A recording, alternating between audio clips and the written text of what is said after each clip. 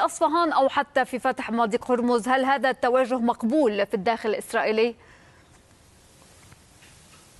يعني في الداخل الإسرائيلي لم يطرح هذا السؤال أكثر من اللازم، لكن يعني ممكن ربط هذا الموضوع يعني في حديث رئيس هيئة الأركان الإسرائيلية من جهة الذي أشار إلى نقص بحوالي 20,000 جندي يلزم الجيش الإسرائيلي من أجل إتمام كافة المهام، ومنها أيضا الحرب على إيران وكذلك الحرب على حزب الله في جنوب لبنان، وتوفير الكثير من القوى العسكرية سواء لقطاع غزة أو نشرها في الضفة الغربية.